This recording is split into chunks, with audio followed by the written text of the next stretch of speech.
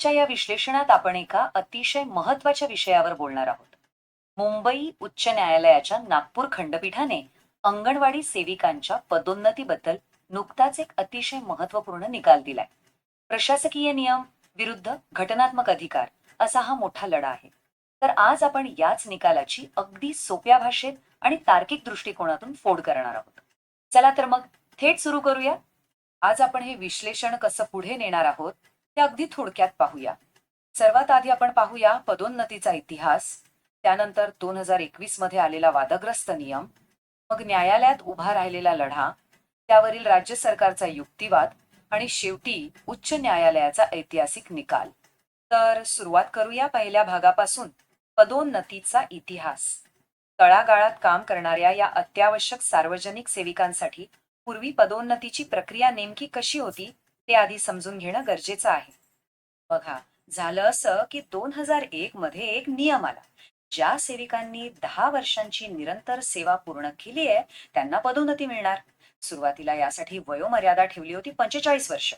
पण अनुभवी सेविकांचं महत्व ओळखून त्याच वर्षी म्हणजे डिसेंबर 2001 मध्ये एक विशेष दुरुस्ती करण्यात आली आणि ही मर्यादा 55 वर्षांपर्यंत वाढवण्यात आली.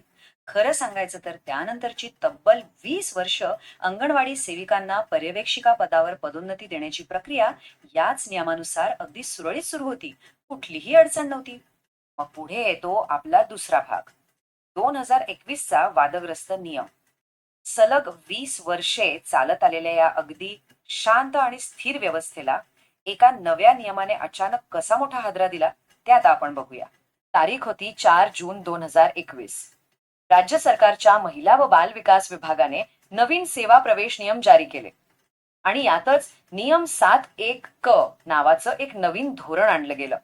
आता हा काही किरकोळ बदल नव्हता बरं का, तर संपूर्ण पदोन्नती प्रक्रियेलाच पूर्णपणे कलाटणी देणारा हा निर्णय होता.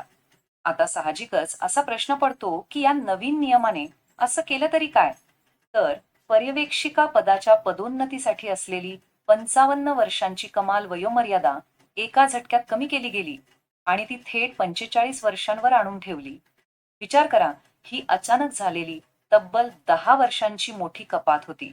साहजिकच या निर्णयाचे पडसाद खूप तीव्र उमटले. ज्या अंगणवाडी सेविकांनी आपली 2-2 दशके अत्यंत प्रामाणिकपणे सेवेत घालवली होती आणि ज्या अगदी पदोन्नतीच्या उंबरठ्यावर होत्या, त्या केवळ या एका नियमामुळे रातोरात अपात्र ठरल्या. त्यांच्या इतक्या वर्षांच्या प्रदीर्घ अनुभवावर अक्षरशः पाणी फिरवण्यात आलं आणि यामुळेच राज्यभरातील सेविकांमध्ये खूप मोठ्या प्रमाणावर असंतोष निर्माण झाला. येथून सुरू होतो आपला तिसरा भाग, न्यायालयातील दाद आणि लढा.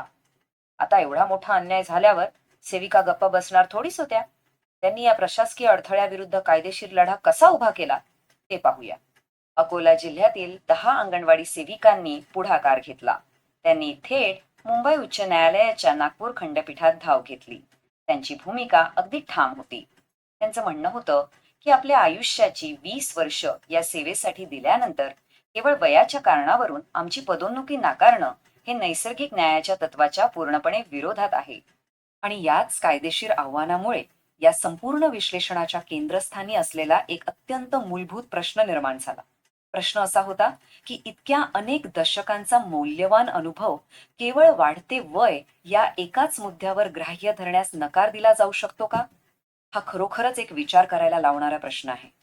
वळूया चौथ्या भागाकडे, राज्य सरकारचा युक्तिवाद.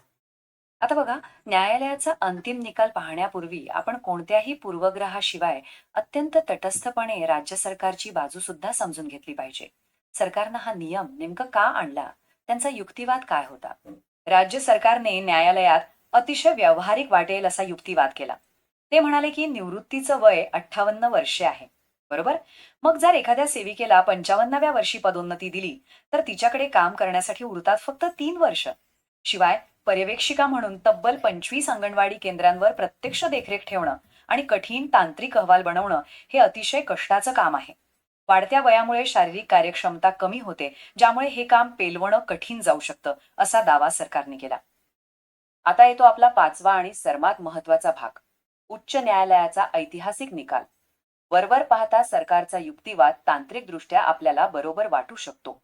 पण न्यायमूर्ती अनिल किलोर आणि न्यायमूर्ती राज वाकोडे यांच्या खंडपीठाने सरकारच्या या तर्काचं मूल्यमापन नेमकं कसं केलं ते आपण पाहूया. खंडपीठाने सरकारचा हा युक्तिवाद पूर्णपणे फेटाळून लावला. बघा, सरकारने वयाला थेट कार्यक्षमतेशी जोडले होते. मात्र न्यायालयाचं म्हणणं असं होतं की अनुभवच खरी सक्षमता आहे. अनुभवामुळेच तर जबाबदारी पार पाडण्याची क्षमता अधिक प्रगल्भ होते ना. एकदा वाढवलेली वयोमर्यादा कोणत्याही ठोस कारणाशिवाय पुन्हा कमी करणं हे पूर्णपणे मनमानी स्वरूपाचं आणि तर्कहीन असल्याचं न्यायालयाने स्पष्ट केलं. न्यायालयाने सरकारला सुनावताना एक अत्यंत मार्मिक आणि लक्षवेधी निरीक्षण नोंदवलं. ते म्हणाले, जर अंगणवाडी सेविका वयाच्या 65व्या वर्षापर्यंत अत्यंत सक्षमपणे आणि कष्टाचे काम करण्यास पात्र मानल्या जातात, तर मग त्याच सेविकांना 58 वर्षांपर्यंत पर्यवेक्षिका म्हणून काम करण्यास अयोग्य ठरवणे हे पूर्णपणे अतार्किक आहे. खरंच, या एकाच वाक्याने सरकारच्या धोरणातील विरोधाभास अगदी स्पष्टपणे उघडा पाडला. म्हणूनच इथला सर्वात कळीचा आणि महत्वाचा मुद्दा असा आहे की उच्च न्यायालयाने हा वादग्रस्त नियम पूर्णपणे रद्दबातल ठरवला. न्यायालयाने 55 वर्षांची अट पुन्हा लागू केली आणि स्पष्ट केलं की हा नियम अनुभवी कर्मचाऱ्यांच्या हक्कांवर गदा आणणारा, भेदभावपूर्ण आणि संविधानातील समानतेच्या तत्वाचं उल्लंघन करणारा आहे. कनिष्ठ कर्मचाऱ्यांसाठी अनुभवी सेविकांना डावलणे हा त्यांच्या प्रदीर्घ सेवेचा अपमान आहे, हे न्यायालयाने प्रकर्षाने अधोरेखित केले. या निकालाचा प्रत्यक्ष आणि सकारात्मक परिणाम खरोखरच खूप मोठा आहे. हा काही केवळ कागदावरचा निर्णय नाहीये.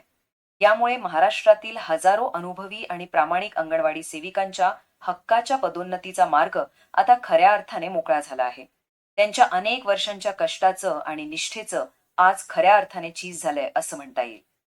आपलं हे सविस्तर विश्लेषण इथे संपत असताना हा विषय आपल्या सर्वांसाठी विचार करायला लावणारा एक अतिशय महत्वाचा प्रश्न मागे सोडून जातो. आजच्या आधुनिक कार्यसंस्कृतीत जिथे आपण रोज नवनवीन धोरणं राबवतो, तिथे समाजाने वय आणि अनुभव या दोन गोष्टींचं खऱ्या अर्थाने कसं मूल्यमापन करायला हवं? केवळ आकड्यांवरून क्षमता ठरवायची की 2 दशकांच्या प्रगल्भ अनुभवाला योग्य तो सन्मान द्यायचा? या प्रश्नावर आपण सर्वांनी नक्की विचार करायला हवा. धन्यवाद.